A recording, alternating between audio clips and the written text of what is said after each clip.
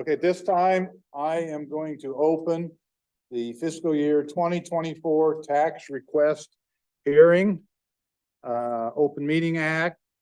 The fiscal year 2024 tax request hearing notice was published in the York News Times on September 14th of 2023. The Open Meeting Act is posted in the back of the room by the door. The reminder, all cell phones should be silenced during the meeting. Please be aware this meeting is being recorded. When speaking, the desktop microphone button must be depressed. This ensures that your comments are recorded in their entire content. The recording becomes part of the public record along with written board minutes in accordance with state statute. Roll call. Bethune. Here. Anthony Bohati. Jeff Bohati. Here. Richard Bohati. Here. Dickinson. Here. Groves. Ottershell. Here. Keener. Here. Miller. Here. News. Here. Hottie. Here. Perry. Here. Peterson. Here. Siebert. Here. Staley. Here. Weiss. Here. Yates. Here. Okay, consideration of director's request for excused absence. I have two, Anthony Bohati and Rodney Groves. Someone. I move to excuse. Okay, roll call. Jeff. Yes. Richard. Yes. Dickinson. Yes. Ottershell. Yes. Keener. Yes. Miller. Yes. News. Yes. Hottie. Yes. Perry. Yes. Peterson. Yes. Siebert. Yes. Staley. Yes. Weiss. Yes. Bethune. Yes. Yates. Yes. I guess those excused absence, I don't have a reason. Wait. Oh. Yeah, harvesting. Yeah, Anthony's is, so, okay. Okay, now we'll move on to the review of the fiscal year 2024 tax request and turn that over to Dave. Okay, in your packet, and for those that are visiting from the public, you will have what we typically call the cover sheet. It's the yellow and red arrow sheet. We have received our evaluations for this year. Valuation for this year is $16,524,839,091. That is a 6.28% increase over last year. So the tax asking levy is $0.021097 per hundred. Is there any questions from the board?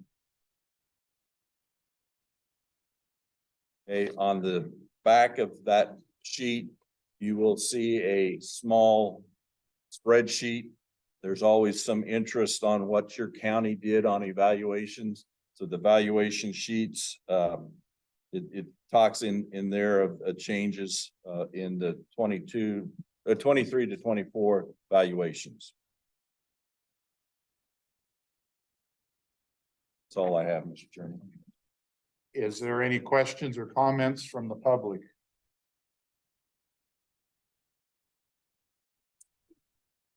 Do the directors have any questions or comments? Why did Saline County go down in valuation from year to year?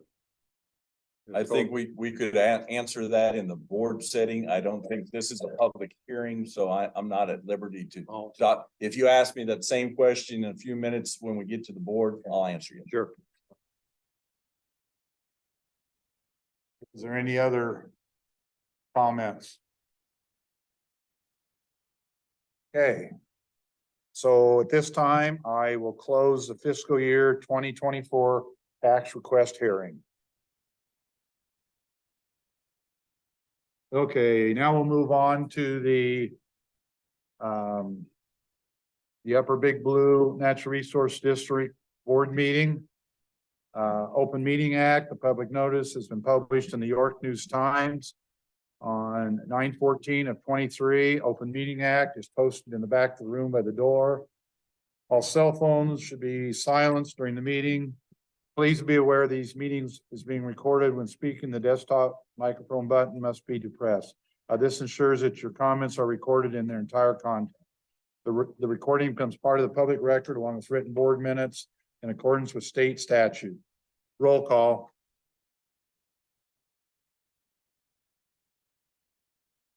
Here. Anthony Bohati. Jeff Bohati, Here. Richard Bohati, Here. Dickinson, Here. Rhodes, Ottershell, Here.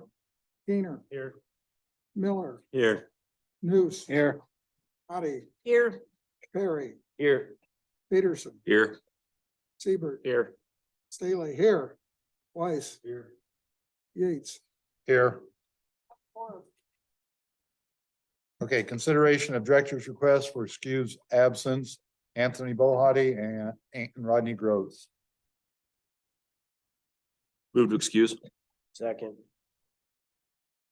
Roll call. Jeff, Yes.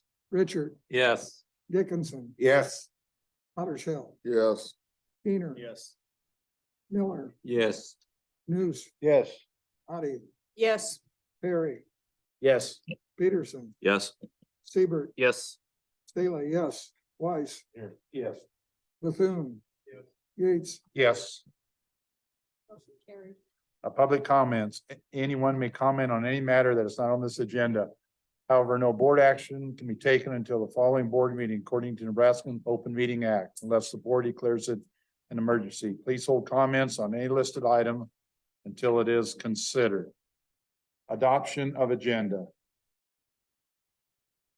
Motion to adopt the agenda. Second. Any questions or comments on that? Roll call. Richard, Yes. Dickinson, Yes. Ottershell, Yes. Gainer, Yes. Miller, Yes. Noose, Yes. Addie, Yes. Perry, Yes. Peterson, Yes. Seibert, Yes. Staley, yes, Weiss. Bethune. Jeff, Yes. Yates. Yes. Motion carried. Approval of minutes of the August 17th, 2023 fiscal year 2024 budget hearing. Move to approve.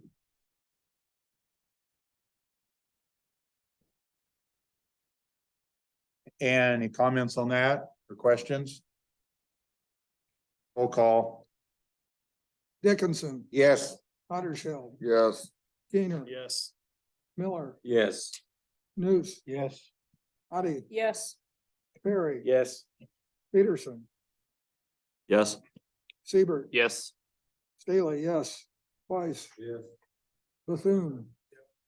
Jeff, Yes. Richard, Yes. Yates. Yes.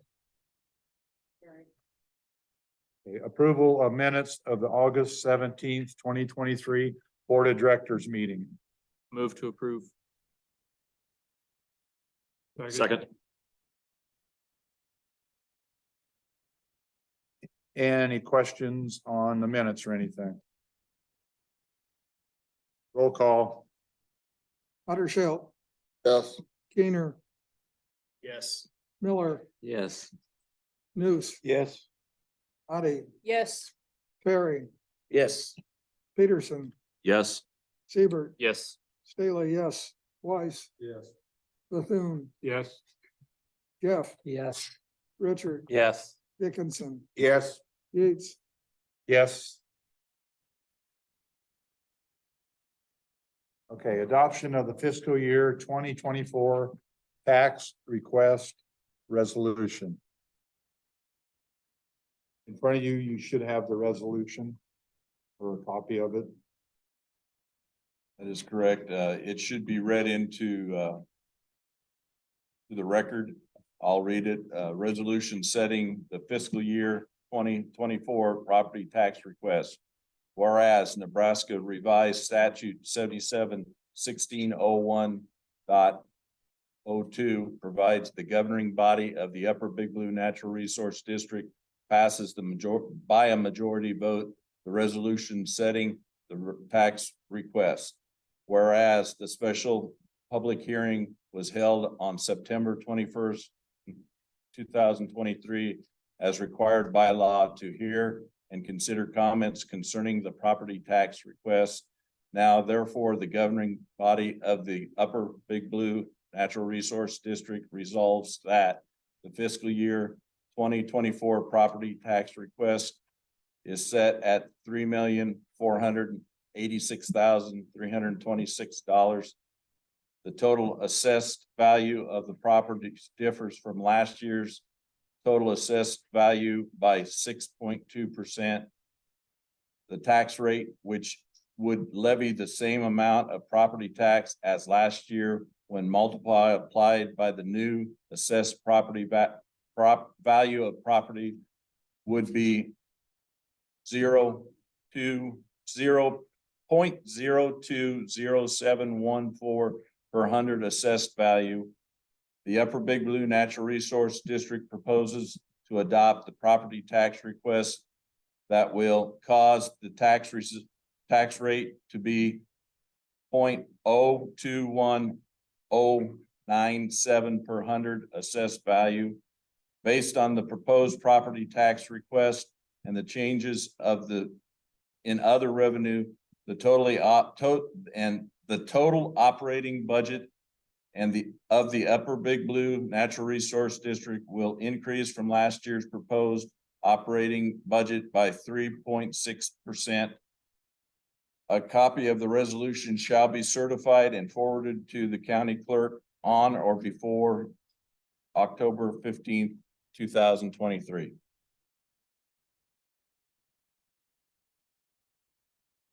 I move that we adopt this resolution as printed. Second. Is there any questions or comments on this? Richard, I will try and answer your question that had to do with valuation. I really don't know. I was going to pose that to Bill. Do you know of any major industries that have left Saline County? No, but our property in Saline County that we have an interest in there would just be farm ground. Where a lot of the big increases this year have been in housing. Might have something to do with it, but If that answers your question, or else I'll try and find out Yeah, more. it's not that big a deal, but every other county Yeah. has a decent increase and Saline's going the other way. It's like, what's going on? in Saline County, it's just the northern 3 miles that we have anything to do with. And maybe I'll propose a question, but to Kyle, do you do anything over in Saline County? Would you have any idea? No. Okay. I would probably assume that same situation with the big property tax increases or value increases for residential and commercial and felt like this year. And fairly minimal.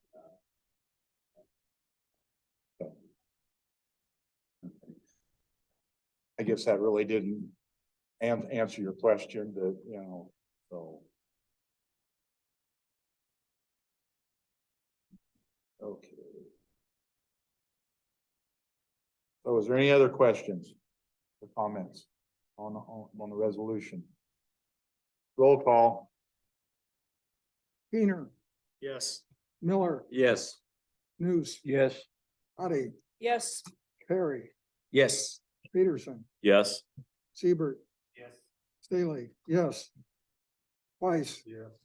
Bethune, Yes. Jeff, Yes. Richard, Yes. Dickinson, Yes. Ottershell, Yes. Yates, Yes. Motion carried.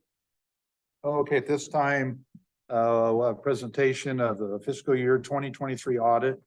Kyle. Kyle, you'll have to keep the button for Chris, so the green light's on. Okay, Kyle Overturf here with AMGL out of Grand Island. Going to go over your June 30th, 2023 audit report here. Just going to hit on a few things. We'll start with the bound copy and then hit on a few of the letters. Nothing really too drastic happened during the current year. So on page number 2, this is your opinion paragraph is right there. It's the very first paragraph. This is why you have an audit. effectively. We're providing an unmodified opinion, which is the highest level of assurance you can get from an outside accounting firm. As always, I point out, you're on modified accrual basis. The only difference between accrual and modified accrual for you guys is we're not recording the property tax receivable. So effectively at June 30th, you would have a property tax receivable for the expected amount that would have come in or just came in the last couple of weeks here, and potentially some delinquent accounts. So that's the only thing that's the difference there. So that's just not reported there on your guys' financial statements. Page 3, I'm not going to read it. This just kind of always points out responsibilities of management, which is all of you in front of me, and then our responsibilities there. We always reiterate that an audit's not designed to detect fraud. It can help deter, but absolutely, you guys are that last line of defense. Review transactions, ask questions whenever they arise. That's all of our responsibilities on all boards that we're on. From there, then I'm going to flip into the MD&A, which starts on page 5. I think I say this to about everyone. If you're going to read one section, read this. This is the snapshot of what happened during the year. This is the only spot in the financial statements where there's comparative information also. Page number 7 is where I'm going to start a little bit. You can see overall our total assets increased about $6,000 during the year. Our liabilities decreased about $31,000, ultimately resulting in our net position increasing about $37,000. So not really too big of changes there. You can see overall our net position. So what makes up our fund balance throughout everything, about half of that is invested in capital assets, whether it's land, infrastructure, equipment, buildings, and then the other half is unrestricted, mainly cash, and a few receivables here and there. Page number 8, then, the big thing I point out here is on that sources of revenue, and the property taxes that you just adopted there. You can see as an entity, you are about 84 to 89% last year, supported by property tax. So effectively, 85% plus effectively is your property tax. It can vary a little bit year over year, depending on a few things. You can see we had some insurance proceeds coming in the current year that kind of skewed that number down, a little more grants. You can see the interest rates have done too. We earned about $50,000 in interest just because of interest rates going from 0.1 to nothing. And I'm assuming that will continue to go up as we go forward there. Page number 9, fairly minimal items in the capital asset world. I know you have some big contracts coming up in the next fiscal year, a couple pickups, some Smith Creek improvements, some playground and Pioneer Trail shore improvements there.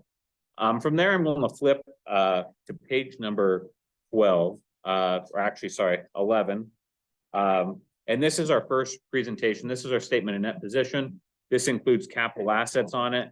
We kind of hit on these numbers earlier there with that 5.5 million being current assets and the 5.3 million being your capital assets that you have out there. Really nothing too big to point out here. You can just kind of see those balances. We have about 5.4 million cash total there. Flipping then to page 12, the one thing I really just point out here is that negative $3.6 million number in the middle of the page. That's effectively what you need from non-charges for services. So effectively property tax in order to effectively break even. So you can see we had about 3.5 coming in. We had some insurance proceeds totaling 109,000, which we had some repairs on and some interest income. So overall, our net position, like I said, increased just short of 37,000 for the year. Flipping then to page 13, this is our general fund, and then we split out that sinking fund there. So when we look at everything, about half of our cash is in that sinking fund that we have hanging out there. Overall, you can see unassigned fund balance, and that's really the biggest number to point out. That's effectively what you guys have the ability to spend at board discretion is about $2.2 million. That equates to about 6.3 months of cash reserves based on last year's expenditures. If we think about property taxes, we're going to get property taxes, just got them here in September. The next time we're probably going to get, we might get a little bit in January, but we really don't get a next one till May. That's 7 months. So when you're 80 to 90% supported by property tax, that's about your cash reserve because you're going to kind of dwindle that down and then it'll build back up. So just kind of timing, from a recommendation standpoint, property tax supported entities, we always say our goal is probably 6 months cash reserve on hand, get by with a little bit less. But that's kind of where you have to be in order to ensure that you have enough cash to technically operate in May, when everything comes around there. Page 14, that just shows us how we did between, page number 11 and page number 13. And then 15, I'll just point out, overall, this includes capital outlay and expense depreciation. Overall, on a cash basis that you guys view every month, we had a decrease of about 34,000 for the year. 80,000 of that was a decrease in the general fund. We had a 47,000 increase in the sink, all interest there on that side. Flipping then back in the footnotes, nothing really too big. Page number 31, just want to point out, this is where your assigned balance for that sinking fund comes in. These are kind of the dollars set aside for those specific projects. Obviously, that can change by your guys' direction there, but that's where those dollars are assigned as it stands right now. The other one that I'll point out is on page 33. I would point out the pension plan. You guys are part of the NARD governmental plan. You guys as a district kick in 6%, employees kick in 5.5%. So during the year, 81,000 was contributed by the district, about 75,000 by employees. Right below that tax abatement, fairly small number when we look at this, but in your guys' $16 billion of area, there's about 19,000 that is subject to TIF financing. So that's the due to TIF financing in communities such as Ford and other communities. That's the amount of property tax we're going to go to TIF. Very small number, but when you get to other districts with higher tax levels in 2002, that dollar add up very quickly. And then the only other thing I'll point out is on page 35 and 36, some commitments that you either entered into before the end of the year, and then the subsequent events that you guys accepted a couple bids, two items, some sirens, that hazardous medication. So nothing really too big there with the financial statements. Any questions on that?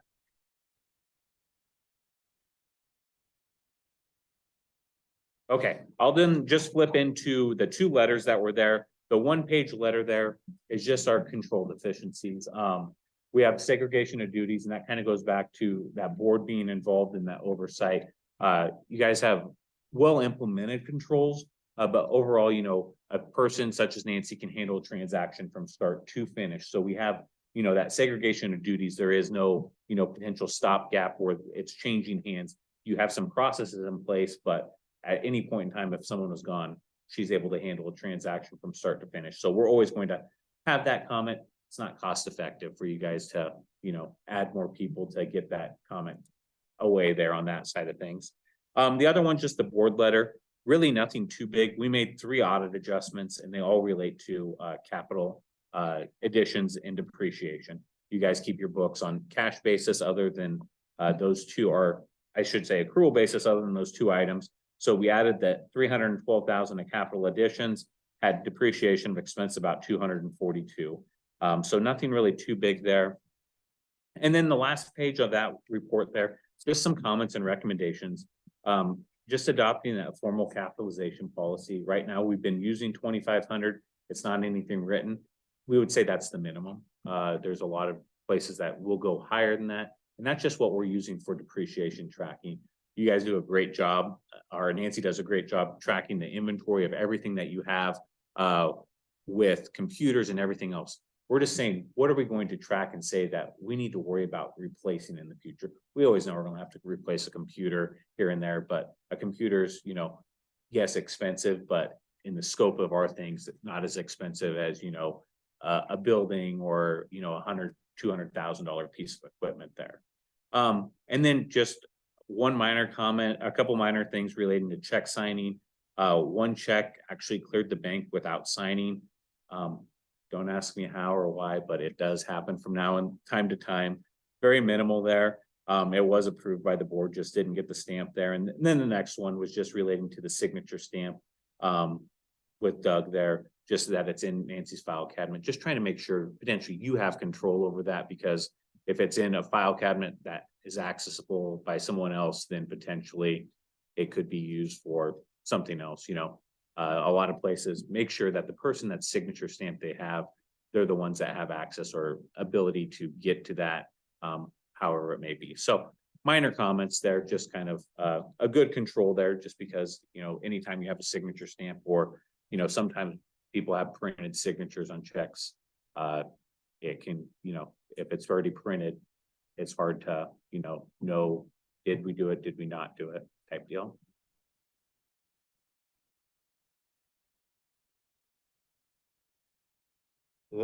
Does anybody have any questions for Kyle?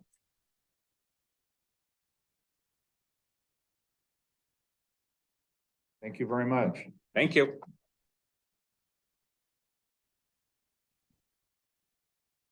Yes. Nancy, exactly what file cabinet was that signature stamp in? What? In case I needed to find it, exactly what file cabinet. Either from Dave or myself.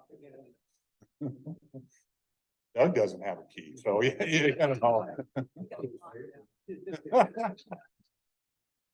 Yeah, I saw that too, and I've been giving Doug our time about it, so.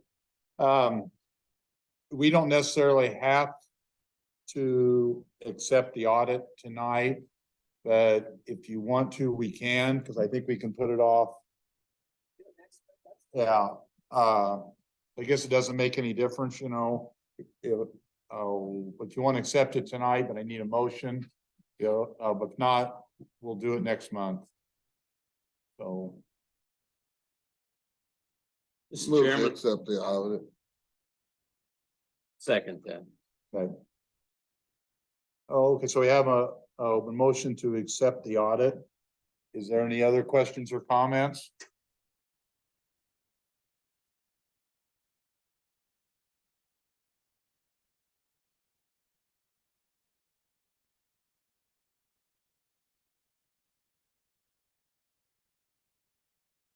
If not, roll call. Miller, Yes. News, Yes.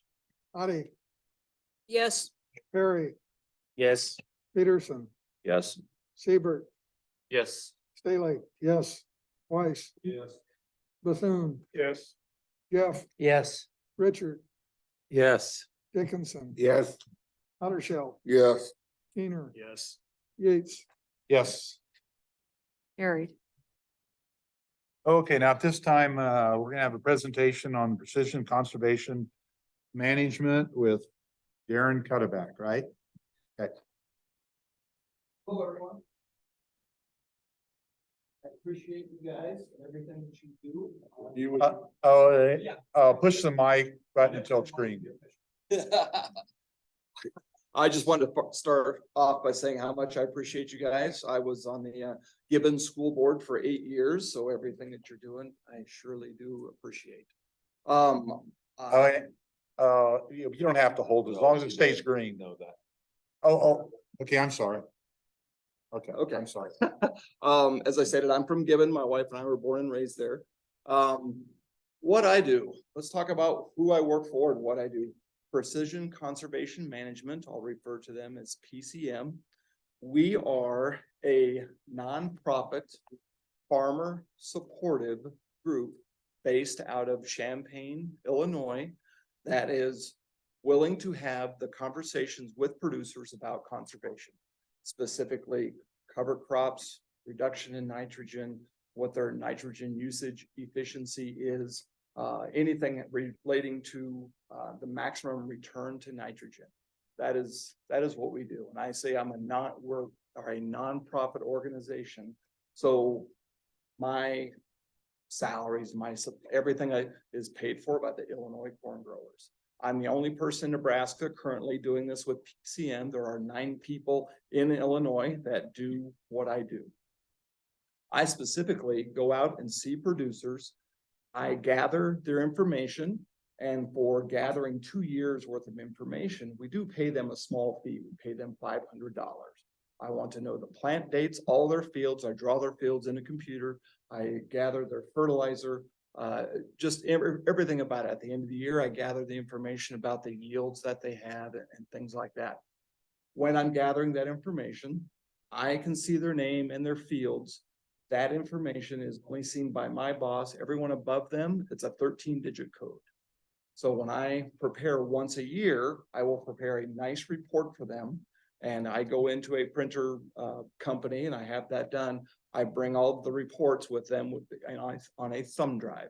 So nothing is emailed. I want to make sure that everyone's clear that we are a very, very secure company. Everything's on a thumb drive. They print it off. They give it back to me. I give the reports to the producers once a year. These reports that they receive are a comparison of their practices. Let's just say that they farm 1,000 acres and on their soybeans, they do no-till, and on the corn, they do strip-till. They get to see a comparison of their break-evens, all of their expenses, to everyone else that we have in the program as a collection in their area. That's also in PCM. So they get to see that comparison. They also get to realize what their nice nitrogen usage efficiency is, the NUE, as well as their maximum return to nitrogen. Is it a little bit high? Is it a little bit low? Are they able to maybe put some more? The sweet spot when it comes to the nitrogen has to do with the corn price as well as how much nitrogen it costs at that time. So that is what we provide. We also, once a year, publish a business case for conservation. And in this publication that we put out every July, it goes through all the different types of growers that are out there and all the different types of things that they have with some break evens, what's their total returns, everything like that. I will leave some of these on the table. They actually received that via email or via digital. Okay. And they received a paper copy 2 months ago. I don't know. Okay. Several. Yeah, when it comes out in July or August. So yeah, it comes out like July. So that is what we provide. So what else do we provide? There are programs out there, private programs, and we also help the producers with their conservation practices. If someone's willing to pay for those for what they are doing, we're going to be that person that will help them do that. Collectively, where my producers my producers are not from Gibbon. They're in the Gothenburg area and they're under Frito-Lay. Frito-Lay gives money to the producers that are doing good conservation practices, all different kinds of levels. And that is primarily what I do. We are looking to expand in Nebraska, and that person will also, we're hoping, we're fingers crossed, we can maybe Frito-Lay is willing to give some money to producers that aren't Frito-Lay growers that still have good practices. That's one of our hopes. But the other ones that we're going to be doing is the Farmers for Soil Health program. If you've heard of that recently, that was a joint venture with the National Corn Growers, National Pork Producers, United Soybean Board.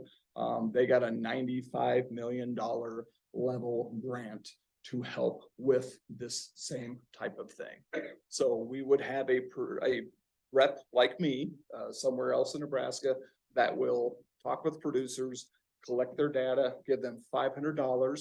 The next year that they come out and collect their data, they're going to give them $250. After that, they're going to see the value of the program, and we really don't have to pay them anymore for their data because they see the value of what we bring. But they're in that program, the Farmers for Soil Health program. There is a cover crop program.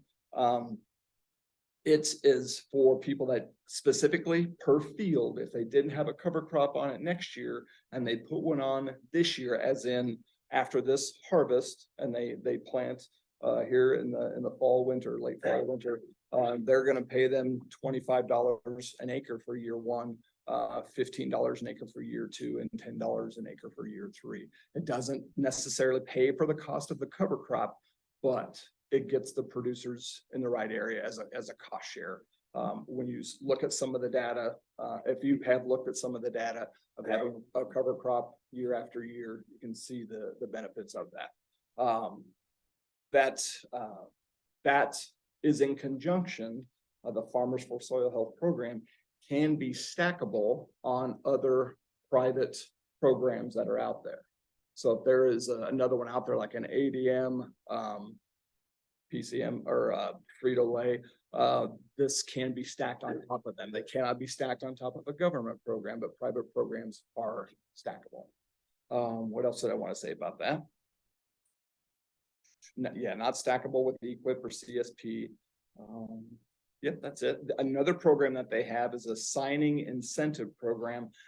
It's a little weak, I'm not gonna lie. I'm not gonna try to sell this to anybody or anything like that. But if they've had cover crops on a field last year and they want to get into this program, they're gonna pay $2 an acre. There's a 600 acre cap on that and it's a 1-year deal. You know, that's not that great or anything like that, but there is an opportunity for people that are in that program to make a connection with companies that are willing to give them money for other things in the future. And that's why someone would want to be with PCM or even in this program. A producer can be in these two programs that I just mentioned without being in PCM, but they're hard, they're confusing. We are there if a producer wants to have some help. We would sure do it. They aren't gonna pay me anything to do it or anything for the farm. It's for their benefit. If they can sit down for an hour and a half and give us their fields, give us their data, we'll give them $500 and then we're gonna be the person that's going to help them with these programs. These two programs, a Frito program and any programs that come out in the future, which I believe that there will be. I think I'm just about done. I think I covered just about everything. All right, I'm gonna leave my business cards over here. I won't leave the business case for conservation. I won't leave 20 copies since you guys already have them. Do you have any questions? I'd sure love to answer them. Yeah. So I'm a non-farmer here. When you talk about cover crops, obviously what I'm hearing is cover crops were bad this year because it was dry. What do you tell the farmer that? Because usually they get kind of grumpy. So, I mean, what do you tell the farmer about that with when you got to give it time, obviously. It takes years, but. Yep, it sure can.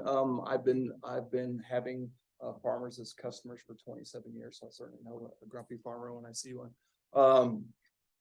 Yes, in my particular area that I have my customers in the Gothenburg area, 2 years ago was a really bad year. The cover crop sucked up the moisture. So we know that it's not a home run every single year, but it is a time thing that you should do, just like no-till. If you give no-till enough time, even strip till, if you give it enough time, you see the benefits over years. But again, not a one-hit wonder home run program. Anybody have any other questions? So as far as the NRD, but if we have an area in our district there that we are wanting some of these things looked at, whether it be nitrogen management, cover crops. And if we would give those names to you, is that something you would contact them? But is that how, you know, as far as the NRD's role in this? So I drive a pickup that says Central Platte NRD on the side. So they are sponsoring me. So my actual paycheck comes from them, but it's 100% reimbursable to PCM and the Illinois corn growers. Just so you know, so you could sponsor a person, 100% reimbursable, all the expenses and salary or whatever. And then you would have a person that is going out and talking to producers about these programs. I can tell you that I think producers- what Lynn's talking about is we've got a couple areas where we're talking about doing something, pushing cover crops or something in that area. Can they piggyback on top of that with your program if we had those names? if it's a private program, yes. Private programs can be stackable. Is that what you're asking? I'm sorry. Well, work with an Upper Big Blue. Absolutely. I have 2 customers that are not in the Central Platte NRD that liked my program. They are not a Frito grower. They wanted to get the information. And now that they are in this program and these other funds have become available, I can now help them with these funds as well. But if we're doing a program, the Upper Big Blue, All right, and we've got a program out there and these guys are getting payments from us. Can they piggyback with you or not? If it's a government program, then no. Sounds like this might be an equip or CSP. No, it isn't. Oh, it's a private program. Okay. Well. I do not know the answer to that, so I do not want to say. It's tax dollars, so it would not be tax stackable. Okay. It's used with government money, so, okay. As I go out and see producers, I'll end with this. 50% of the time when a producer sees me, I'm collecting data. 50% of the time that they see me, I'm giving them a check. So it's a great job. It's a good feeling. And some of these, practices that they're doing are practices that they've already been doing for 10, 15 years, such as strip till, no till. In the Frito-Lay program, Frito is okay with paying them, PepsiCo is okay with paying them, even though they've been doing it for 15 years. John? Together that supporting the farmers, being stacked up against everybody else. You're not really giving any advice on to how you can improve on these. So my advice would come straight from this resource. If you wanted to talk about, well, maybe I should change, maybe I should do something. I'm not in a position to tell a producer. I've never been in a position to tell a producer what to do, but I can sure show them the numbers and let them decide.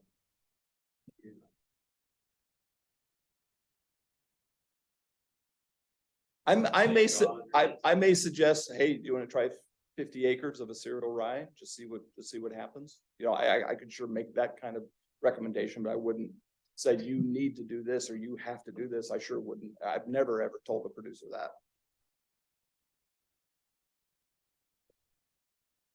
How many acres do you cover in the Gothenburg area? So for each representative, they want them to get to 100 customers. I've been doing this a year and a half for PCM. I'm gonna be there at the end of this year, here shortly. I'm gonna be at my 100 customers. That's roughly 125,000 acres.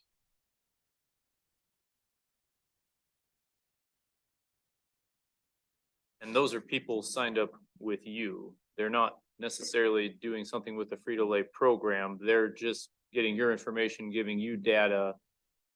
And you're moving forward with them. Some of them are in a program, some of them aren't. It's all mix of everything, I'm assuming.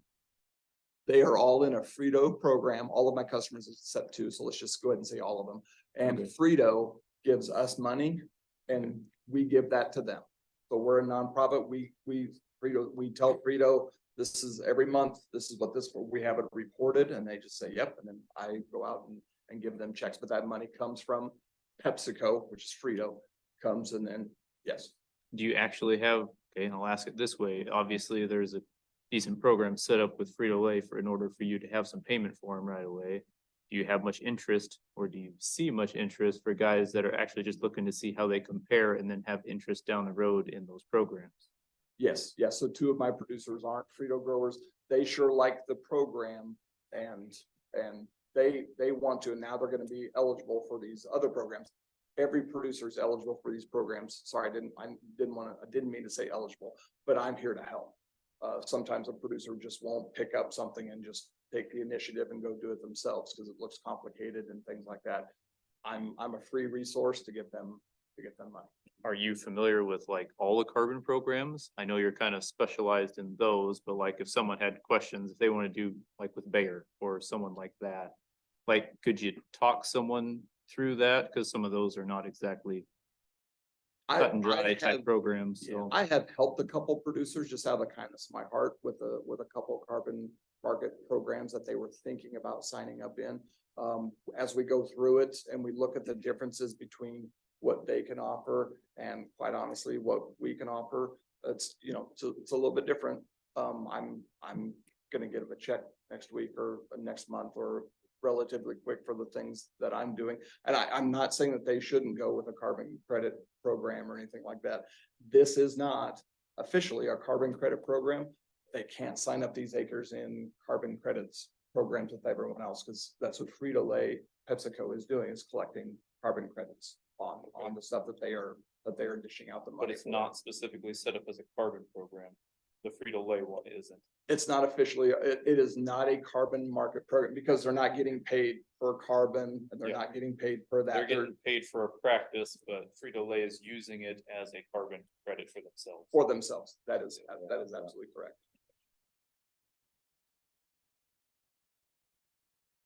Anybody have any other questions? Now's the time to ask them, you know. It's easier with the answers, maybe. I should say one more thing. I'm sorry about that. Well, when a producer signs up with us, they are not signing a contract. It's just a simple agreement. It's a one-page thing. They do sign the bottom of it. There is nothing legally binding with it. So if they sign up with me, we sit down, I get their information. I'm gonna give them a check for $500 for doing that. And then they get contacted, example, by Ford Motor Company, and they want to give them $45 an acre for their carbon credit. All they have to do is call me and say, I don't want to do your thing. I'm gonna go sign up with them. Oh, by the way, can you help me sign up with them? I need your help. And so I will help them do that. That hasn't happened yet, but typically in a carbon credit program, you're signing up for 3 years, 4 years, or 5 years. We don't do anything like that. There is not a contract. There is not a contract. And the producer signing up with PCM, not Frito-Lay. So everything that Frito-Lay gives us, they tell us what they want to do, and then we're the ones who do all the legwork for it.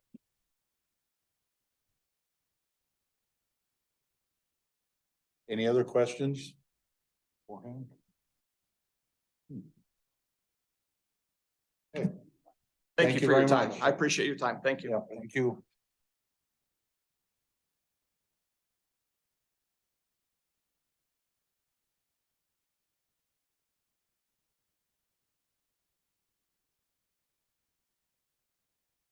Well, it's sort of interesting what they're doing, though, you know.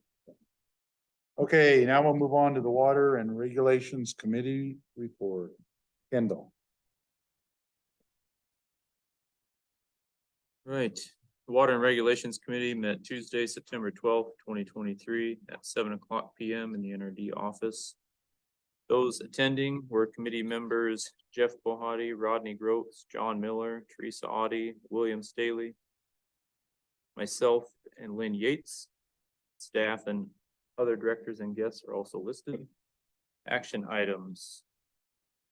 Aquifer Quality Well Abandonment Cost Share Assistance Program payments. 3 Aquifer Quality Well Abandonment Cost Share Assistance Programs applications have been approved for final payment totaling $2,216.40.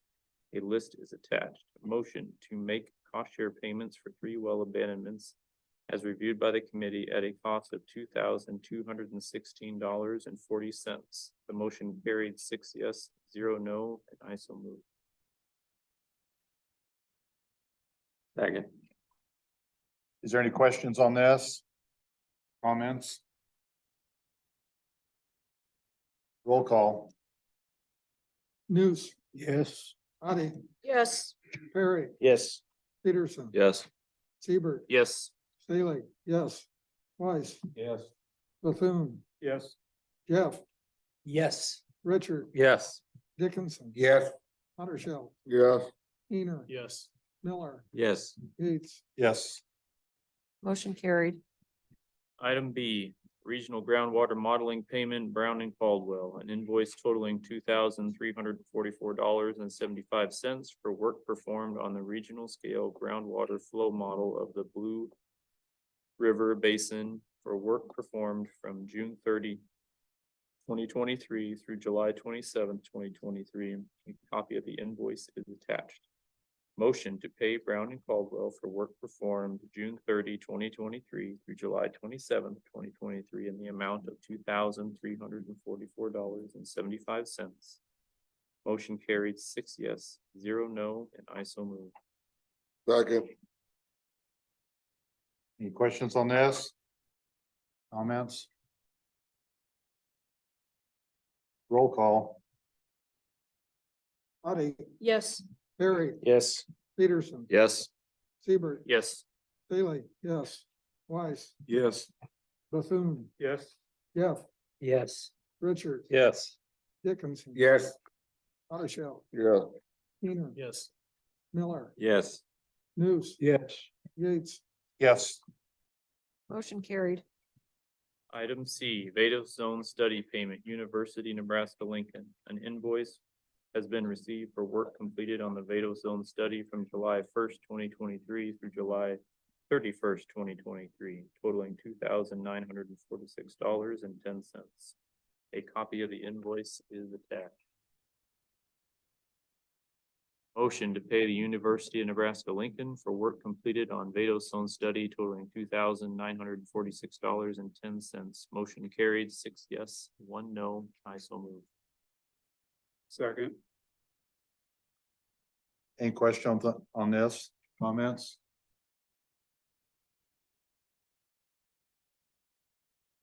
Roll call. Perry, Yes. Peterson, Yes.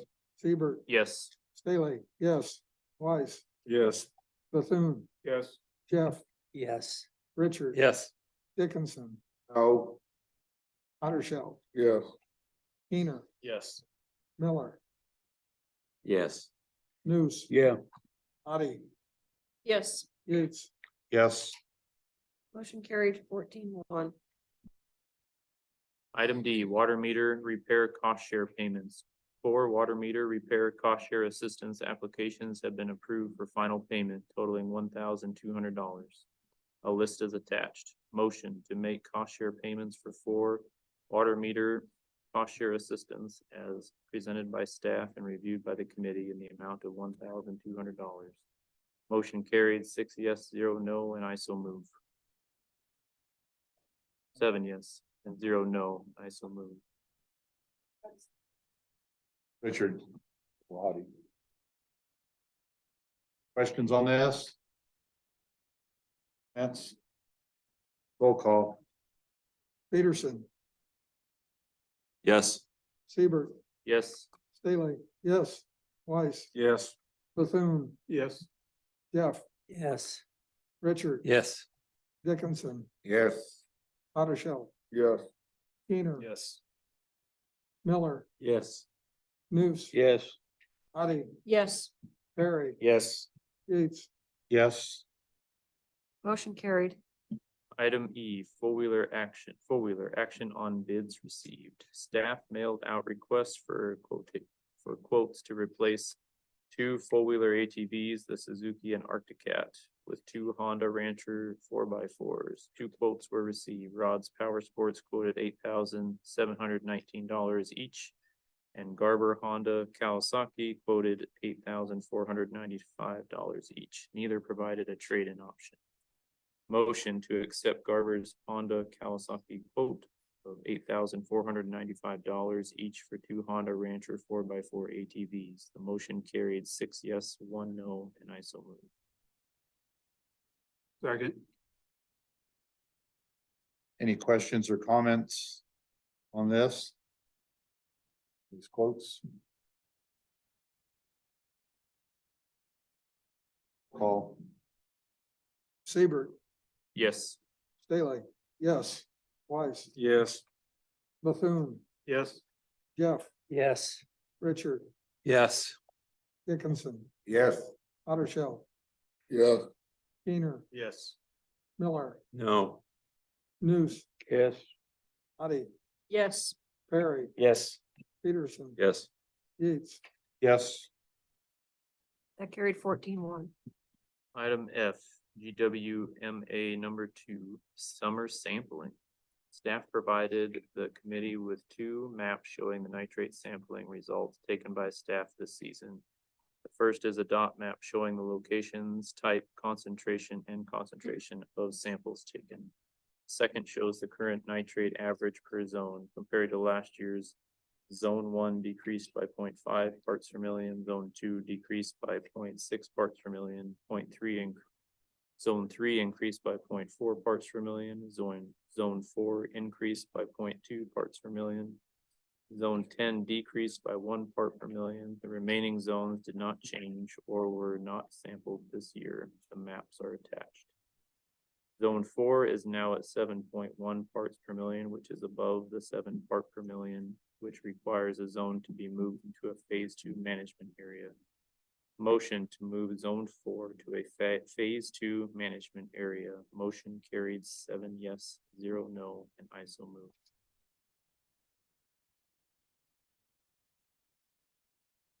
Second. Questions, comments?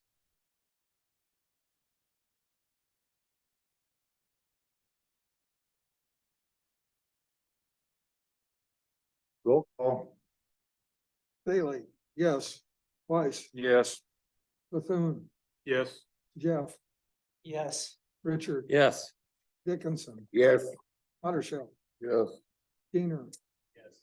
Miller, Yes. News. Yes. Addie, Yes. Perry, Yes. Peterson, Yes. Seabird, Yes. Yates, Yes. Motion carried. Item G, rules enforcement update. Staff reviewed a list of phase 2 and 3 producers who have failed to take or renew their nitrogen certification. One has taken the test and is now in compliance, and staff requests the order of cease and desist on Ryan Ruther to be lifted. There were 7 orders of cease and desist issued by the board remaining for training violations. Motion to lift the order of cease and desist on Ryan. Motion carried 7 yes, 0 no, and I so move. second, Questions, comments? Paul? Weiss, Yes. Bethune, Yes. Jeff, Yes. Richard, Yes. Dickinson, Yes. Ottershell, Yes. Keener, Yes. Miller, Yes. News, Yes. Addie, Yes. Perry, Yes. Peterson, Yes. Seabird, Yes. Bailey, yes. Yates, Yes.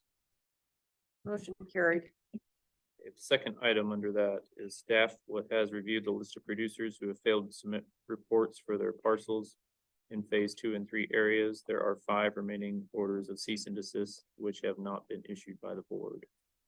Item 3, in the matter of the violation complaint filed with the sewer district court on Alan J. Luby, Mr. Luby has paid a penalty fee to the district, and a motion to dismiss without prejudice is being filed with the court. Item H, Zone 8 monitoring well. The staff has identified Zone 8 as the next zone for an additional dedicated monitoring well. Letters have been mailed out to producers in the area to identify a location. To keep the process moving forward, the staff is requesting permission to send out requests for proposals as soon as the site is identified. Motion to allow staff to send out requests for proposals once the site is identified. This motion carries 7 yes, 0 no, 9 so moved. Second. Any questions on this or comments? I will ask Terry, have you got anything back on the letters you sent out? Yes, we've gotten a couple of people that have submitted interest in having a monitoring well on their properties. I've had a couple of people call me, even ask me a little bit about it, but they didn't really say they were interested, but or not, Yeah, like I said, we've had Okay. a couple interest and the ones that have a couple of sites that would possibly work, so. Once Okay. we'll be out looking at that here probably in the next week or so. Okay. Any other questions or comments? Oh, Bethune, yes. Jeff, Yes. Richard, Yes. Dickinson, Yes. Ottershell, Yes. Keener, Yes. Miller, Yes. News, Yes. Addie, Yes. Perry, Yes. Peterson, Yes. Seabird, Yes. Bailey, yes. Weiss, Yes. Yates, Yes. Motion carried.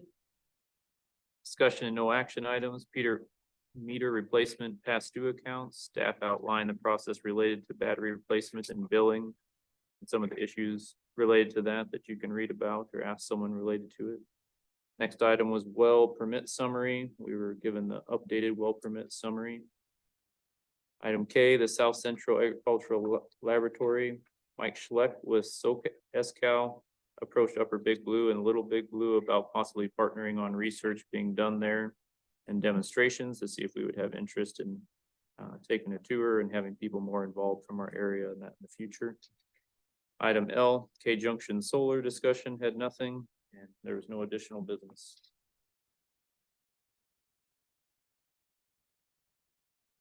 Thank you, Kendall. Just out of curiosity on that meter maintenance past due accounts, I know we had quite a little discussion on it. As the staff came up with anything different than what we talked about, or? Yeah, I think we're gonna implement a few different things. One is we're going to, on the envelopes that go out with the invoices, they will be clearly marked on them that they are an invoice in there. And then we're also gonna have a second notice and final notice on that. And then also we're going to look at maybe putting it in the beehive, so we know those that are slow payers, and maybe give them a little different letter. Or, seeing how that works, so try and get them more involved in the process, so. Okay. Thank you, Terry. Okay. So now we'll move on to the projects and program committee report. Either Roger or Richard, We go ahead. Okay. Richard called me and I was about ready to send the ambulance down when he called me. It sounded so rough, so I thought I better show up. All right. Projects and Programs Committee met at 7 PM on Thursday, September 14th at the NRD office in York. Those present were Paul Bethune, Anthony Boati, Roger Hutterchelt, Michael News.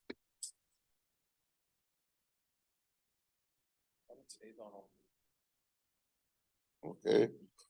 Michael News, Matthew Perry and Lynn Yates, the chairperson, staff members, other directors and guests were there. Action items, land treatment program. There were no new land treatment applications. Committee reviewed the land treatment program funding. The 2024 NSWCP funding from the state of Nebraska for the Upper Big Blue NRD is $78,987.89. Motion that the Upper Big Blue approve payment of $7,500 for one completed NSWCP land treatment project as recommended by the staff and reviewed by the committee.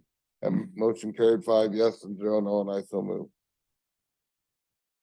Second. John, okay. Yeah, John had the second. Any questions on this? Comments? Roll call. Jeff, Yes. Richard, Yes. Dickinson, Yes. Huttershell, Yes. Gainer, Yes. Miller, Yes. News, Yes. Addie, Yes. Perry, Yes. Peterson, Yes. Seibert, Yes. Staley, yes, Weiss, Yes. Bethune, Yes. Yates, Yes. Motion carried. Second item is Nebraska Buffer Strip Program.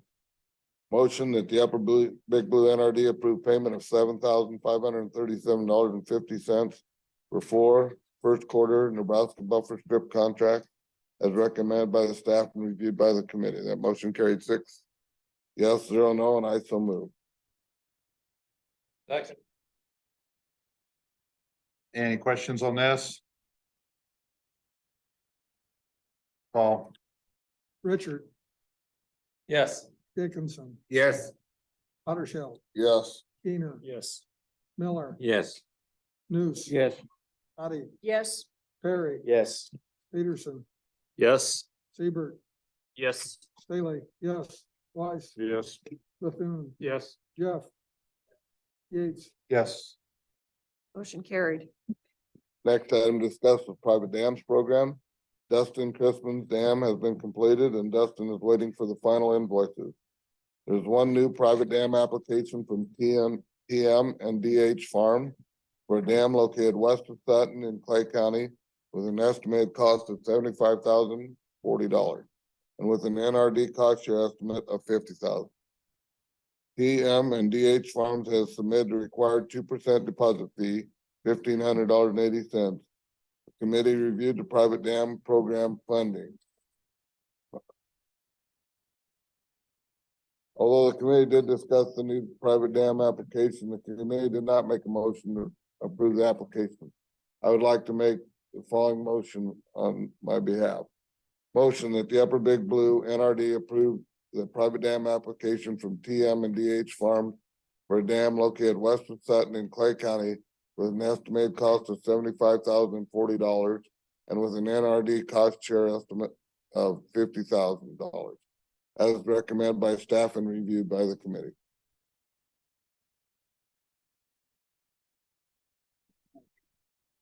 Mike. Any questions or comments on this? So it wasn't passed in the committee? It wasn't passed in the committee? It was. Yeah, go ahead, Roger. It was discussed in the committee and we were discussing this one and other ones and it just never got voted on. It was a mistake. It should have been voted on in the It was committee. an oversight. of That, the and that's committee. why I brought it up at this at this board. But still, the committee has to approve it before we can, correct? No, Just out of curiosity, who is TM and DH Farms? It's, the kids from Don Ham. Don Ham Oh, expressed interest in rebuilding this dam probably 4 years ago. And then I think about a year after that, he passed away. The kids were trying to get everything in straight and whether they wanted to rebuild it or not, and they decided to go ahead and rebuild it. oh, okay, but so these would be kids of, but him then. Yeah, I think the TM is, I think her name's Teresa McGinnis. Do you remember what DH is? Don. Okay, okay, okay. If I just curious, that's all. I just wondered if I knew him. So, John? So this is a rebuild, not a new dam? Yes, Do we pay for rebuilds? yeah, that was the kind of target of the program. Yeah. To fix dams that have been washed out or damaged. And then when we do a new dam, we kind of encourage them to go with the private engineer because it'd take up a lot of the NRCS designers' staff time getting permits and things.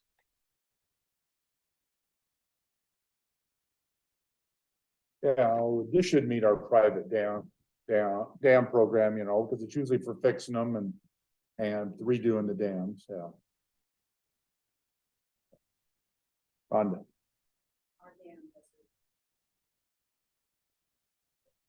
Yeah. So, is there any other questions or comments?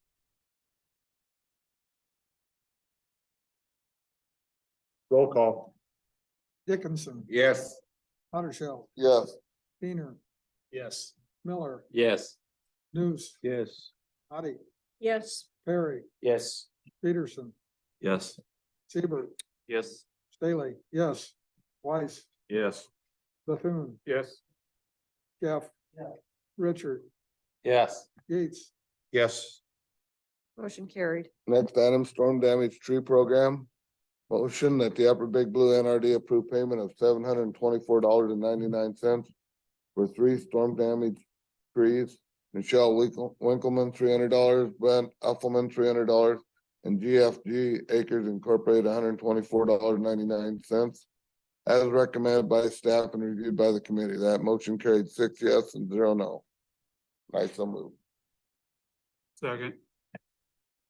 Any questions on this? Paul? Ottershell, Yes, Keener, Yes. Miller, Yes. News, Yes. Addie, Yes. Perry, Yes. Peterson, Yes. Seaver, Yes. Staley, yes. Weiss, Yes. Bethune, Yes. Jeff. Richard, Yes. Dickinson, yes. Yates, Yes. Motion carried. Okay, Smith Creek Recreation Area tree replacement. Several older damaged trees were removed at Smith Creek Recreation Area when the park was updated with ADA parking stalls, restroom, water hydrant, and expanded parking lot. Cal Yurkowski has put together a plan to plant several larger trees in the park area. Motion, the Upper Big Blue approve the order of 25 1 3/4 inch to 2.5 inch diameter trees from Plains Trees Farm for $6,400 to be planted by NRD staff at the Smith Creek Recreation Area as recommended by staff and reviewed by the committee. That motion carried 6 yes, 0 no, and I so move. Any questions on this?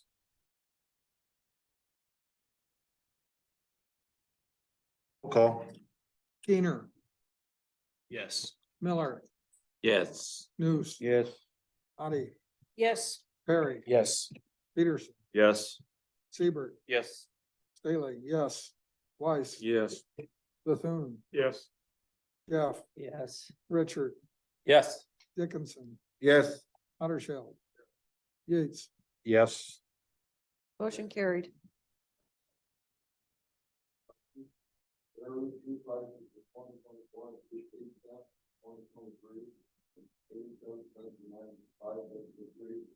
The price of a small acre packages is $50.65. The most price for wheat berry within flight is the same as 20. $2 per linear foot. $5 full fee with each inflation. Paid for the value of the recommended price of the same as 2023. Rated a small acre packages is $55. Motion, the Upper Big Blue NRD for the 2024 tree prices of $1.18 per tree, $1.18 per tree for tree planting services, $65 for small acre packages, 88 cents for linear foot with the cost of installation of tree barrier, $5 full fee for each new barrier in this place. As recommended by staff.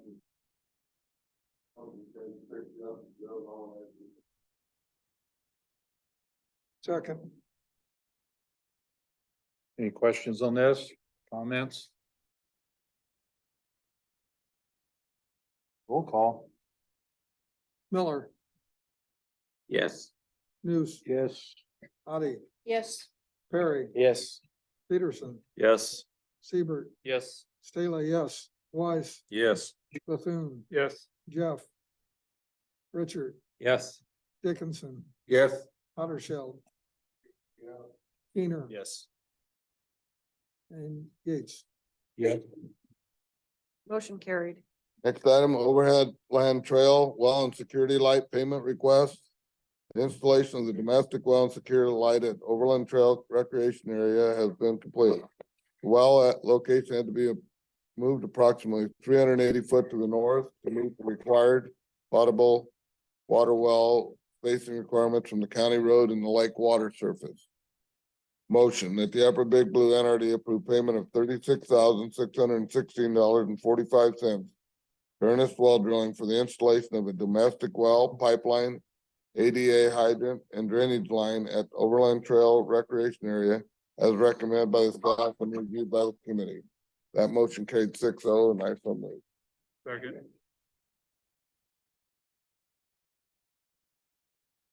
Any questions on this? Comments?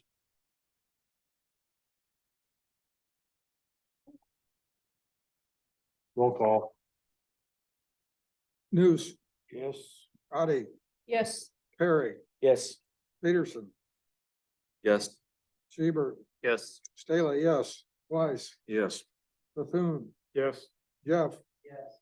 Richard, Yes. Dickinson, Yes. Hattershell, Yes. Keener, Yes. Miller, Yes. Yates, Yes. Motion carried. Next motion was that the Upper Big Blue NRD approve payment of $6,698.75 to Dawson Electric Incorporated for the installation of electrical service to the domestic well and security light at Overland Trail Recreation Area as recommended by the staff and reviewed by the committee. That motion carried 6 yes, 0 no, and I so move. Questions on this? Roll call. Addie, Yes. Perry, Yes. Peterson, Yes. Seabird, Yes. Staley, yes. Weiss, Yes. Bethune, Yes. Jeff, Yes. Richard, Yes. Dickinson. Yes. Ottershell, Yes. Keener. Yes. Miller, Yes. Nuce. Yates, Yes. Motion carried. Next item is Lake Hastings Water Quality Management Plan Update Payment Request. A technical meeting was held in Hastings on August 22nd, 2023, to discuss the modeling work and the makeup of a stakeholder group. The technical meeting was led by JEO Consulting Group and was attended by the Nebraska Department of Environment and Energy, the City of Hastings, the Upper Big Blue NRD, and the Little Blue NRD. The Upper Big Blue NRD has an agreement with JEO Consulting for this work. The JEO cost will be split between NDEE 60%, $7,292.05. The Upper Big Blue NRD, the Lower Blue NRD, and the Little Blue NRD. The Upper Big, or excuse me, the JEO cost will be split between NDEE 60% and the upper, oh, there we go. And the City of Hastings, sorry, went a line off there. City of Hastings 13.33%, $972.27 each. The Upper Big Blue NRD will invoice NDEE, LBNRD, and the City of Hastings quarterly for these costs. The quarter ends September 30th, 2023. Motion that the Upper Big Blue NRD approve payment of $7,292.05 to JEO Consulting Group for work completed on the Lake Hastings Watershed Plan through August 11th, 2023, as recommended by the staff and reviewed by the committee. That motion carried 6 yes, 0 no, and I so move. Any questions on this? Go ahead, Jack. I think I'd err in the minutes that Hastings shares at 60% of this bill should be $4,375.23. Is that $7,200 is the total bill for this For the period? total bill, Yeah, I got Yep. that's a typo made by me in the minute. Oh, what was the amount again? The Hastings share would be $4,375.23. Okay. Not the Hastings, I'm sorry, that's the NDEE share, I'm sorry, that's the 60%. yeah. Okay, there we go.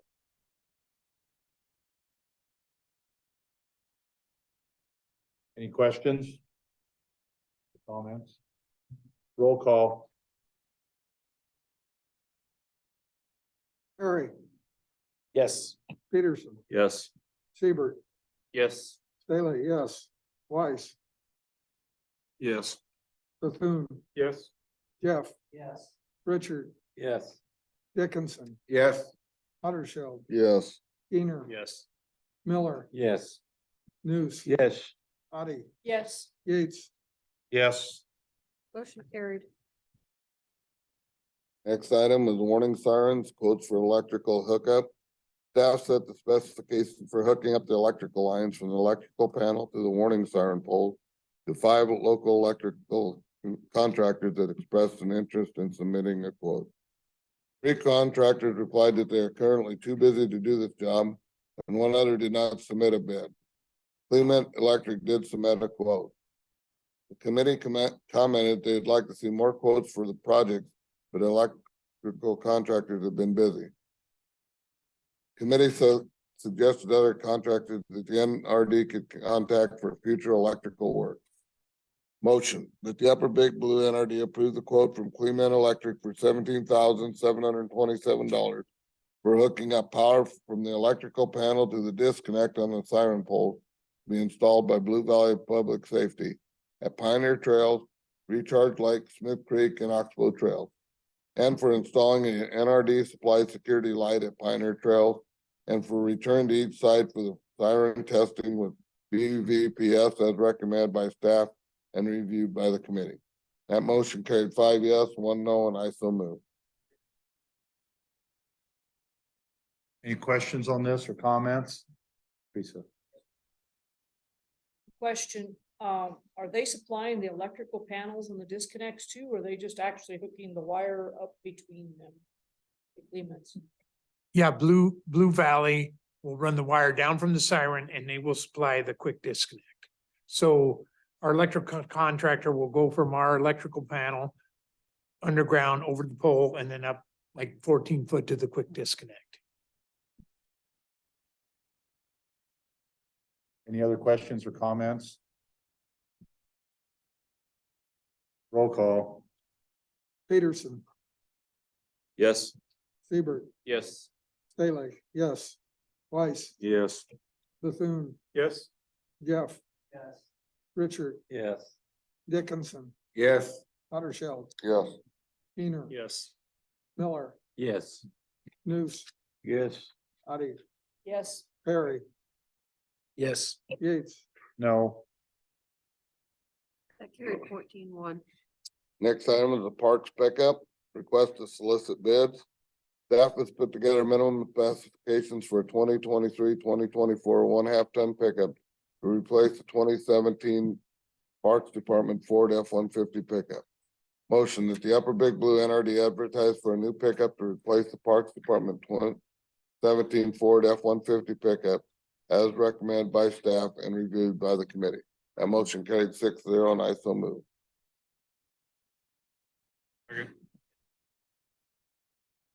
Questions on this, comments? Yes, Paul. I think. Yeah, any brand, right? The spec is written that any brand that would meet the minimum specs are welcome to bid, so it could be any of the three, and it'd be. Well, I better not say, any producer, any vendor could. Better not say three. Yeah. Need something like Yeah. So this pickup we're taking out of commission, is it high mileage or do we have problems with it? It's, Yeah, I think we've had, it's got approximately 138,000 now, and we've had some issues with some couple of repairs on it, so. Any other questions? Roll call. Seabird, Yes. Staley, yes. Weiss, yes. Bethune, Yes. Jeff, No. Richard, Yes.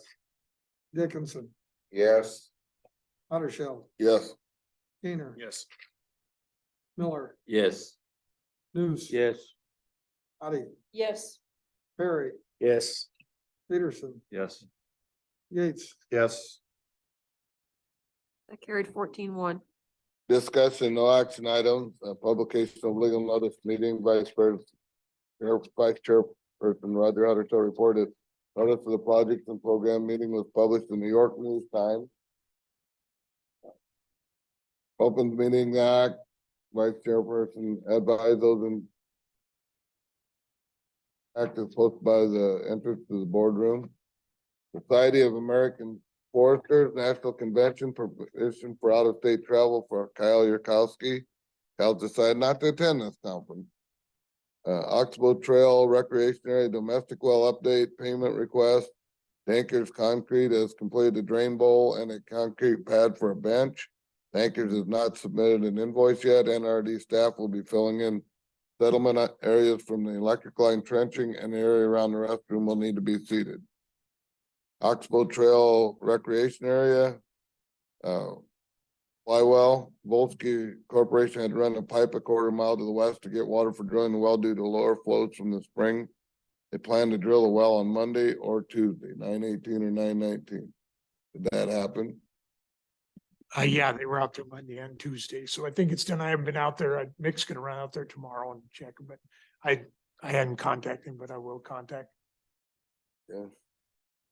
Langworthy Rhine Miller Dam update. Ken Morgan of the Jesse Langworthy Trust informed the NRD that removed material can be piled in the northeast corner of the section. Staff has sent the trust a draft agreement that allows the NRD contractor permission to haul and pile the removed material on the trust property. Staff also requested that Broken Arrow Excavating provide the NRD with a new quote for hauling the material to the northeast quarter of the section. Hazard mitigation plan update. JEO Consulting will be scheduling a kickoff meeting in October. Upper Big Blue NRD reverse osmosis pilot program, staff has received and is processing 2 applications for RO systems. And additional information, Village of B Pine Street Improvement Project. B has selected Dynamic Dirt Works and Demolition LLC of First Nebraska to complete the Pine Street Improvement Project for an estimated $96,000. That concludes. Thank you, Roger, for filling in. So, Jack. I have a couple additions maybe that, on that Dankers concrete at Oxbow, we'll probably just pay that through a purchase order. It's gonna be probably close to 1,500. And so we'll just pay that. It's already completed. He just hadn't given us his invoice. And then, on the Langworthy, Broken Arrow's new estimate is 27,000 some. He's gonna try to do most of the excavation with a scraper and what he has to use the excavator with, he's gonna put in the scraper because it's easier to haul. And I did get a notice that Ken Morgan said he did sign our permission agreement to travel on the Jesse T. Langworthy Trust property from the dam over to that northeast corner. So we made just kind of a simple permission agreement that we said would last till December 15th of this year. So it's kind of not quite an easement, but it's permission that we can drive on their property and dump that ground or dump that material. So did they start on that or? No, not to my knowledge. I Okay. mean, Stephen Pierce sent me a revised quote for doing this work and he had X's on it and stuff. And I said, I just put his new numbers in, sent him, I need to get a new one back from him signed. Cause generally if they put X's and stuff, we need initials on every change. And I just said it'd be easier to clean that up. But I think he's ready to go. And I told him he had to wait till we get that permission from Ken. And Ken said it's in the mail on the way here. So he seemed a little bit more agreeable on stuff this last weeks or so when I've talked to him. So. Well, and somebody was saying, I don't know if it was you or Dave there, that in that original easement, you wondered whether he ever read that or whatever. And after he looked at it, he understood a little bit more what was going on out there. Somebody made that comment, so. Well, hopefully here in a few months that deal will be done with, so. Okay, we'll move on to the executive committee report. Bill. The executive committee met at 7:40 PM on Thursday, September 14th, 2023 at the NRD office in York. Board members in attendance were Yates, Staley, Bethune, Siebert, Hattershell, and Miller. Board Chairperson Yates informed those present that we published the legal notice of the committee meeting on September 5th, 2023 in the York News Times. Yates advised those present that the Open Meeting Act is posted by the entrance of the boardroom. Item A, invoice for Yonda's Music and Pro Audio. An invoice has been received from Yonda's Music and Pro Audio for the installation of 14 microphones and supporting hardware. This invoice represents the final payment for the boardroom audio video upgrades. Motion to approve payment to Yonda's Music and Pro Audio for $19,569 for the installation of 14 microphones and supporting hardware. The motion carried 6 yes, 0 no, and I so move. Second. Any questions on this? Do we have any extra microphones? Yeah, we have Okay, 3 more up there. We have 2 at that back table. okay. Well, because I noticed there was a problem with one earlier. Yeah, okay. If I just curious. Any other questions or comments? Roll call. Staley, yes. Weiss, Yes. Bethune, Yes. Jeff. Richard. Dickinson. Yes. Ottershell, Yes. Keener, Yes. Miller, Yes. Noose. Yes. Addie, Yes. Perry, Yes. Peterson, Yes. Siebert, Yes. Yates. Yes. Motion carried. Item B, 2023 Master and Long Range Implementation Plans. Committee members were provided digital copies of the plans and were asked to review the draft document and provide feedback. Staff's recommendation is for the committee to approve these plans and submit to partnering agencies. Motion to approve the 2023 master and long range implementation plans and instruct staff to submit the approved plans to partnering agencies. The motion carried, 6 yes, 0 no, and I so move. Second. Okay, does anybody have any questions on this? I'm sure everybody read through all of it. So, I think this is time sensitive as far as getting this done, so. Any discussion, comments? Everything looks good. I want to thank Crystal for working on that and putting all that together and updating, so. Roll call. Weiss, Yes. Bethune, Yes. Jeff, Yes. Richard, Yes. Dickinson. Yes. Arshel, Yes. Gainer, Yes. Miller, Yes. Nuce, Yeah. Addie, Yes. Perry, Yes. Peterson, Yes. Seabird, Yes. Staley, yes, Yates. Yes. Motion carried. The no action items, the fall conference draft agenda was provided to the committee for the 2023 fall NARD conference. There were no resolutions submitted to the NARD for consideration. A copy of the Farm Bureau 2023 policy guide titled NRD Taxing Authority was provided to the members of the committee. And we heard earlier again this evening from Precision Conservation Management. Dave, you got anything on the personnel report? As you can see, I have promoted Jacob Mitchell from our water resource technician with the emphasis on the GIS to our civil engineer position. Jacob's probably a little bit short on AutoCAD, but we have identified a couple courses in community colleges that will help him out with that. That will leave an opening for the for a water resource technician. We have talked to Terry about that. I think that we're starting the job search immediately on that position. Amanda McLeod has been promoted to the water data assistant position, or from the water data assistant position to the water specialist position. She started September the 1st. We will hire a data assistant, but our protocol with that position is that the specialist trains the assistant. Amanda has asked for a couple months on the job before she is asked to train everybody else. So that will probably be posted by the end of the year. The monthly financial statements attached, and on the back, you can see all the upcoming events. The meeting adjourned at 8 p.m. and that concludes my report. Okay, thank you, Bill. Okay, so we'll move on to the financial statement and approval of bills. In your package, you'll have our monthly fund summaries and expenses that occurred this past month. That will try and answer any questions that the board may have.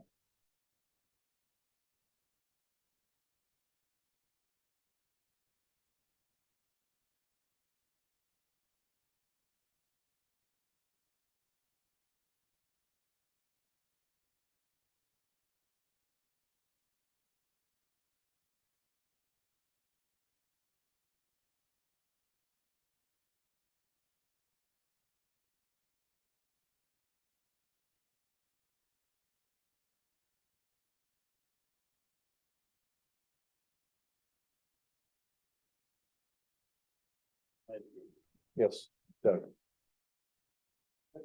44705. That language is. After reimbursement. Yes, that what we'll do, we'll put an itemized list of expenses that we've incurred, and that will be one of them. And that small amount was for setting some, control points for, Broken Arrow when he does his excavating. So he does everything with GPS. He's got that kind of equipment. So that 167, we'd already paid for the other survey of the whole area. Yeah, we're tracking all those costs.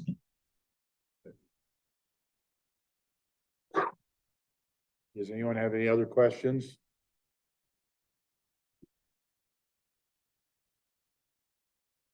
To approve. Second.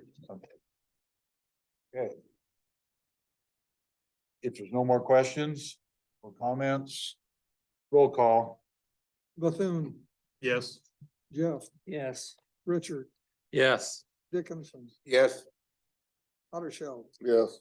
Keener, Yes. Miller, Yes. Noose. Addie, Yes. Perry, Yes. Peterson, Yes. Seaver, Yes. Staley, yes, Weiss, Yes. Yates. Yes. Motion carried. Hey, Josh.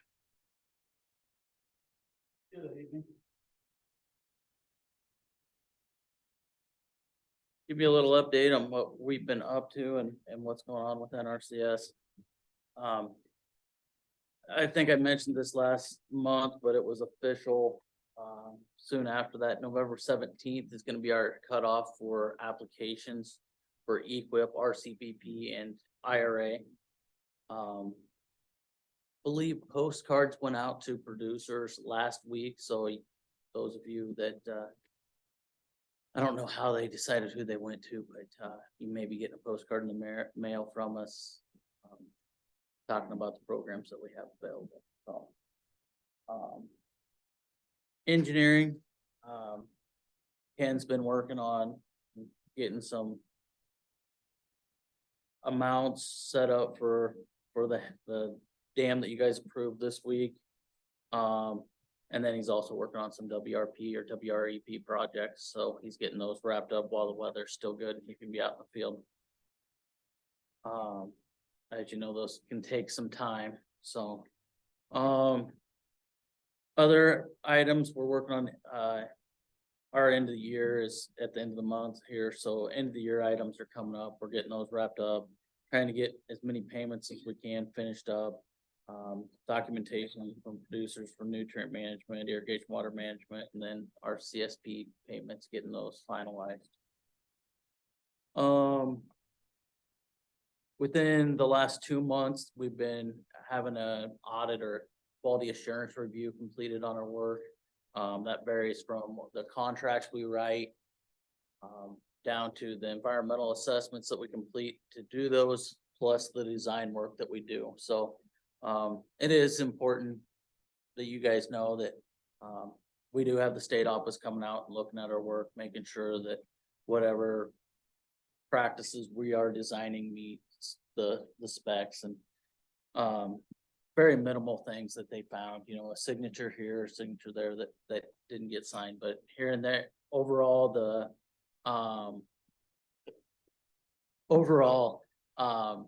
you know, the practices that are getting implemented, we had no errors on those, so sometimes there's some naming conventions that make a difference, whether or not we call something a diversion or a terrace, that makes a difference, but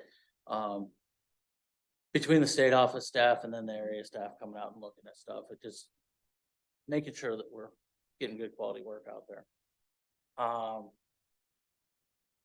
Staffing update, I do have a staffing update for the York Field office. We have a start date for the new RC there. The gentleman is Aaron Shropshire. He'll be starting October 23rd. Along with that, we still have the 2 soil compositions available, which one is in Aurora and one is in York that we still need to replace, so. Other than that, we will be at the NARD conference next week. And I will not be here next month. I will have somebody sit in for me. I believe the RC from Osceola is gonna be here, Nicole will be here, so we got. No, other obligations. There'll be more later in the year. So does anybody have any questions for Josh? The resource con, they're the office, what I would call is the office manager within York. They're the ones that you probably come in and talk to about programs and such.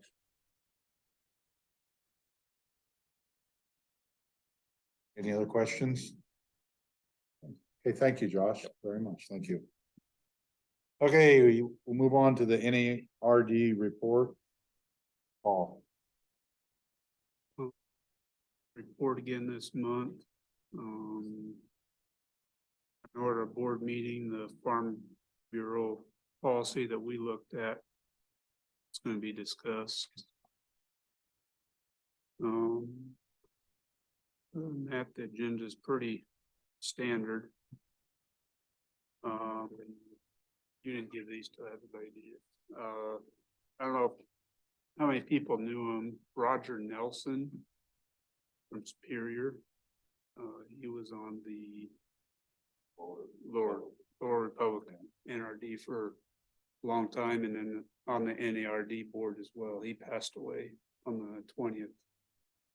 So that's all I had to report. Okay, thank you. Okay, if anybody knows anybody that would be interested in the Nebraska Water Leaders Academy, I guess we're sort of looking for someone that would be interested in doing that. I guess there's none at this time, No, or nobody showed any interest, so. as you recall, we have a scholarship that we have set forth for that. It takes a recommendation of a board member for that person be considered. So if you have anybody that you would like to recommend, please feel free to. I included a flyer in your packet with the deadlines for it. Age group or? Well, they gotta be voting members. They gotta be 18 years old or older. I would encourage anybody, we've had some staff that have attended in the past. We have had the Jones, no, not Jones.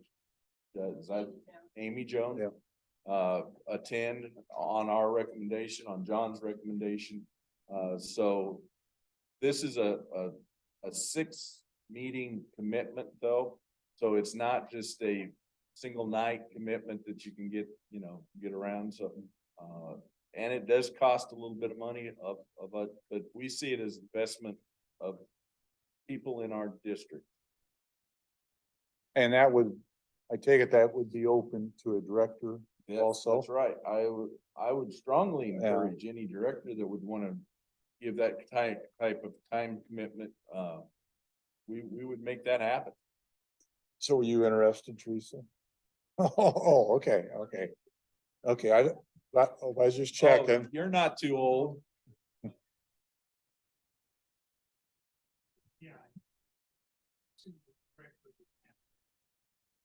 No.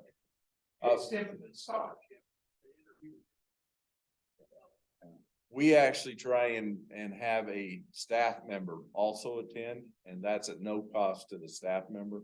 I would treat any board member the same way. We would pick up 100% of travel and of tuition. Yeah, on this Farm Bureau thing we talked about, I went and called one of the legislature policy peoples at the state office of Bruce Riker. And I asked him what the deal is, and it's sort of the same thing. There's 6 or 7 senators there that, don't think the NRDs are doing what their purpose is. So they want to, take the local taxing authority, but away from them. And the Farm Bureau, I think, has their annual convention. I think it's in December, he said. And this is going to be a big topic on there.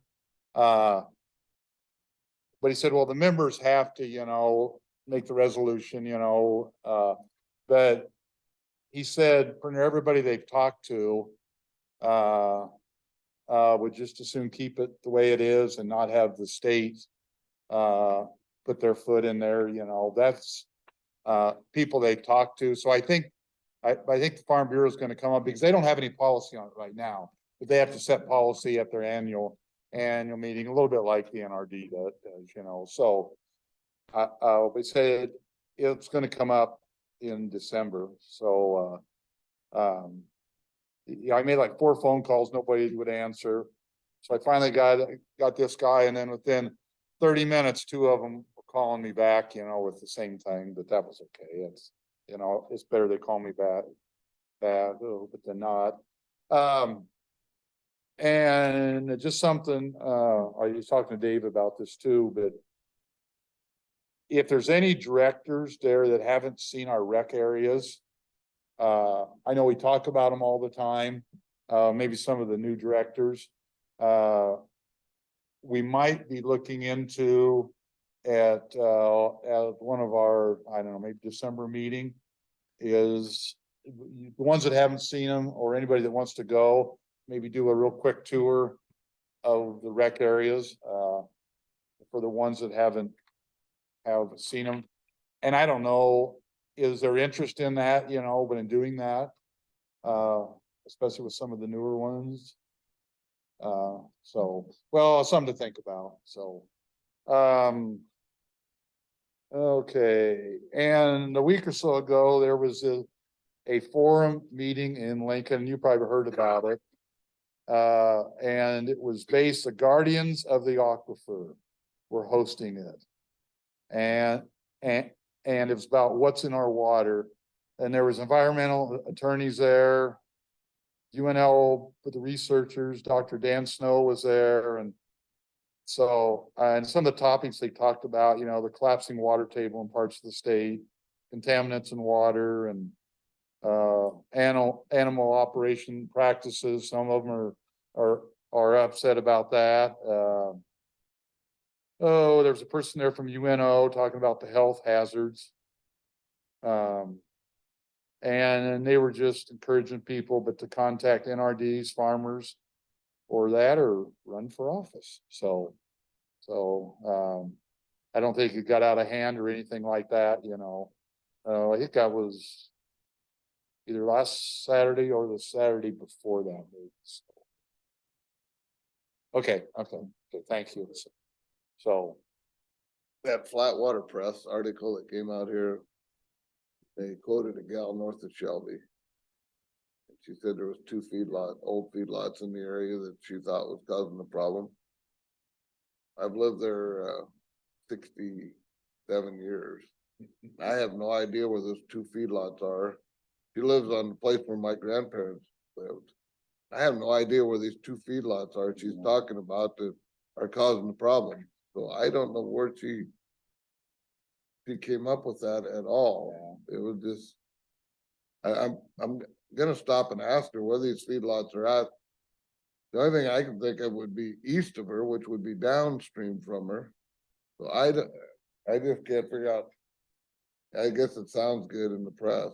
Yeah, unless her definition of a feedlot is, well, I'm sure there's a lot of different definitions, but I mean, somebody might have had, but a few cattle there and fed them, maybe, 30 or 40 head maybe, and that was a feedlot, so, but, yeah. As far as chairman's report, I really don't have anything else. Is there anything anybody wants to say, Jack? I know I reported, we thought we had that algae bloom at Recharge. It looked very ugly, and the pictures I took look exactly like the one from NDEE on their webpage. But we had Aaron and Jake go out and get a sample and took it down to DE, and they tested it, and it was low. It was 0.12 parts per million. And the concern is at 8 parts per million. So I was kind of glad to hear it wasn't. We left our potential signs up. We'll probably take them down tomorrow, I thought, talk with Dave about it. But it's good news that we didn't have it. Yeah. Well, maybe somebody was out there squirting oil in the water after all, you know? I know at one time he thought, a lot of times when it's wrapping up, that's when them colors show up and stuff, but he gave us instruction on how to take a water sample and stuff, so. Okay, good. Yeah. Teresa. It was, from the test well, he thought it'd be 600 to 700 gallons per minute, so he was kind of happy with that, so. And I'll try to get a report from what they put in here. I know, Andy was out there, I believe, on Monday and saw water shooting out of their pipes, so they have water, so that's good news. No, Yeah, doggone. Oh, I know somebody asked, how deep maybe they were going to drill the well. I think, but did you? yeah, I'm sorry, I forgot to look that Oh, up that's at our fine, committee yeah, meeting, yeah. but I'll get that to you Yeah, guys. well, yeah, we'll know, probably pretty soon, that we'll get the bill, so. Yeah, okay. Does anybody have any other questions or comments? Move to adjourn. Yes, Kevin, hang on. Just one thing that I remembered since Roger brought up the Flatwater Free Press article, and I don't know if it's the same one they were talking about. I was quoted in a Flatwater Free Press article. And how they got my name, I don't know, but they knew I was an NRD board member. And they knew I was on the Environmental Quality Council within the Department of Environment and Energy. But they also thought that I was still on the Pork Producers Association board, so I haven't been on that board for probably 6 or 7 years. And so she chased me around in a circle for 30 minutes trying to get me to drop a dime on Jim Pillen for high nitrates around his hog sheds, which I'm not gonna, that's not what I'm gonna do. But if you happen to run across our article, I said a lot of things, and I can't say that I'm unhappy with the quote that I was attributed to me in that article, so. Yeah, well, yeah, I know our governor now has been catching a lot of flack, you know. And about going, you know, on his overseas trip, you know, to promote pork and everything else, and, you know. Hey, does anybody else have anything? Okay, we have a motion, but we don't have a second. Okay. It was over that direction. There was about 3 of them. Yeah, okay. All those in favor of adjourning, say aye. Aye. Opposed? I think it was unanimous. Motion carried.